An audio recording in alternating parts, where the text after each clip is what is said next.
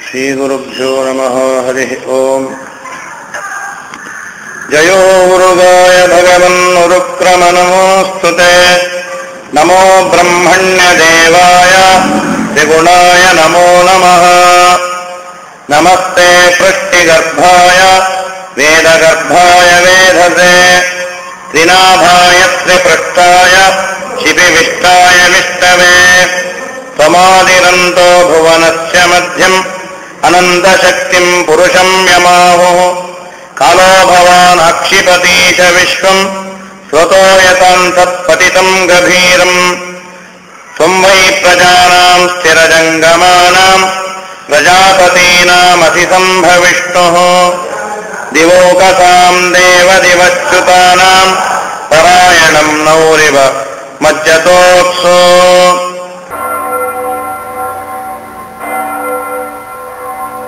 ब्रह्मा भवच्च तत्रैत्य मुनिभिर्नारदादिभिः देवैः सानुचरैः साकम् गीर्भिर्वृषणमैढयन्। सत्यव्रतम् सत्यपरम् त्रिसत्यम् सत्यस्य योनिम् निहितम् च सत्ये। सत्यस्य सत्यम् उत सत्यनेत्रम् सत्यात्मकम् त्वाम् शरणम् प्रपन्नाः। एतायनोऽसो विपलस्त्रिमूलः चतुरसः पञ्चशिपः षडात्मा।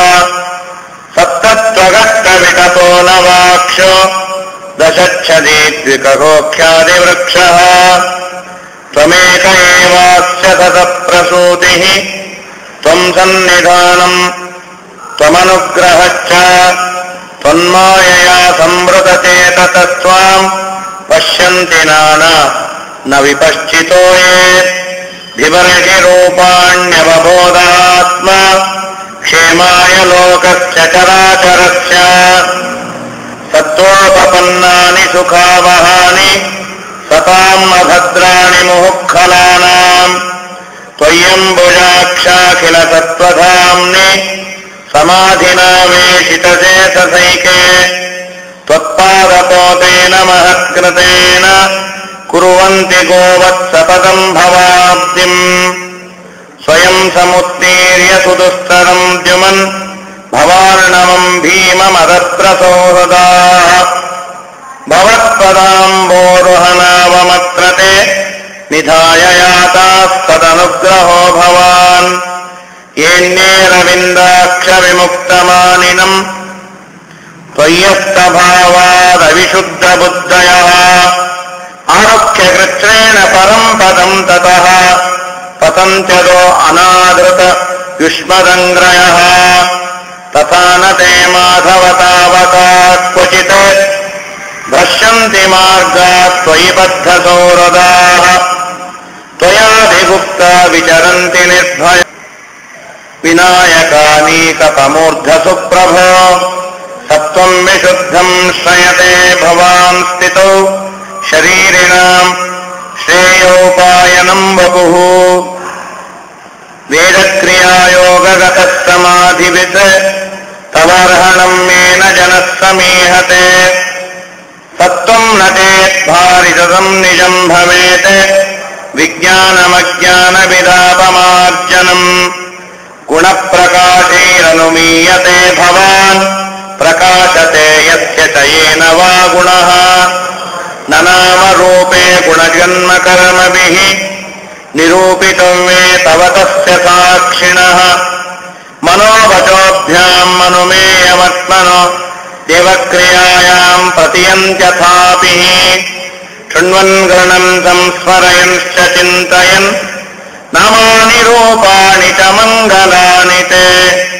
क्रियासु यत्त्वच्चरणारविन्दयोः अविष्टचेत्तो न भवाय कल्पते। दिष्ट्या हरेश्च भवतः पदो भुव भावोपनीतस्तव जन्मनेचितुः। दिष्ट्याङ्किताम् तत्पदकैः सुशोभनैः द्रक्ष्यामगाम्द्याम् च तवानुकम्पिताम्। न ते भवस्तेष भवस्य कारणम् विना विनोदम् वद तर्कयामहे। भवो निरोधस्थितिरस्य विद्यया कृतायत त्वय्य भवाश्रयात्मनि मत्स्याश्च कच्छप नृसिंहवराह हंस राजन्यविप्रविबुधेषु कृतावतारः त्वं पासि नः त्रिभुवनं च यवाधुनेश भारं भवो हर यदोत्तम वन्दनं ते जिष्ठाम्बते कुक्षिगतः परः पुमान् अंशेन साक्षात् भगवान् भवाय नः माबोद्भयं भोजपतेर्मुमूर्षोः भोक्ता यदूनां भविता तवात्मजः